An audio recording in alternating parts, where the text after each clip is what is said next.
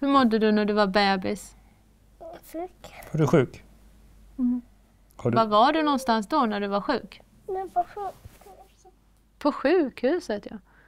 Vad fick du ha i näsan? Sen. En släp. Varför det då? Det fanns mat. Ja, du fick mat i en slang i näsan. Ja. Tokigt. Vad har du som är här då? Ett ägg. Ja, världens häftigaste är det ju. Ditt superhjälte är det. Det var ju när Nanna var 4 veckor ungefär som de upptäckte på BVC att hon fortfarande var lite gul i huden. Och som rutin då så skickas man akut till sjukhuset för att ta blodprover. Det var början på Nannas och vår ganska långa resa.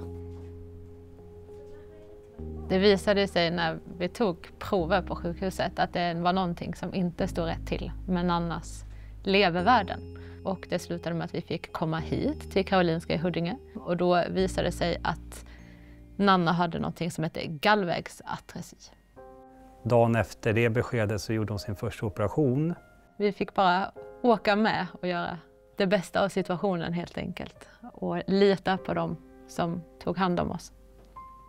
Ja, men Nanna var ju 8 veckor när hon gjorde den första operationen. Och sen efter det var det ju först en jobbig väntan, för då väntade man ju att se om operationen skulle fungera.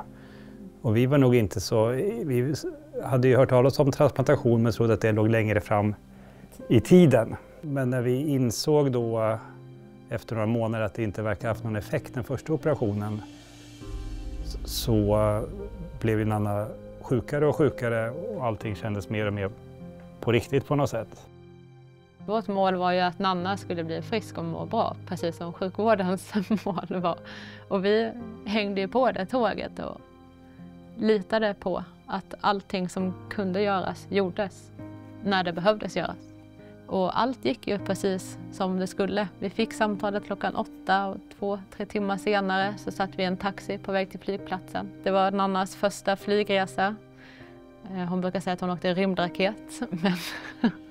Ja, flygplan. Ja, det var flygplan, precis. Du åkte flygplan till Stockholm. Det fanns inte heller tid att vara så där panikrädd. Och vi visste också att det var ju enda chansen för Nanna att hon skulle överleva, att få en ny lever. När vi kom hem första veckorna där hade ju Nanna 37 doser medicin om dagen. Ja, som vi om skulle dygnet. Om dygnet, precis. Det livet rullar på. Det är fortfarande märkbart att Nanna är transplanterad, men hon kan ju göra det mesta som ett annat barn i hennes ålder kan göra. Och brukar få höra av folk som inte känner till hennes bakgrund att de aldrig skulle kunna ha gissat att hon har varit så sjuk eller varit med om det hon har varit när man ser henne skutta runt. Det är en större skillnad, för när hon var sjuk så låg hon bara i sängen och var still. Och nu springer hon runt och hoppar och spelar fotboll. Allt man kan göra. Det finns kanske inte så mycket positivt med att vara allvarligt sjuk, men vissa effekter är ju att man blir mer tacksam för livet. Men att vi kan stanna upp mitt i en lek och titta på varandra och bara säga de lever, båda lever. Det är ju Pappa. kanske inte något gemene man gör varje dag, men för oss är alla de där små guldstunderna jätteviktiga. Ja.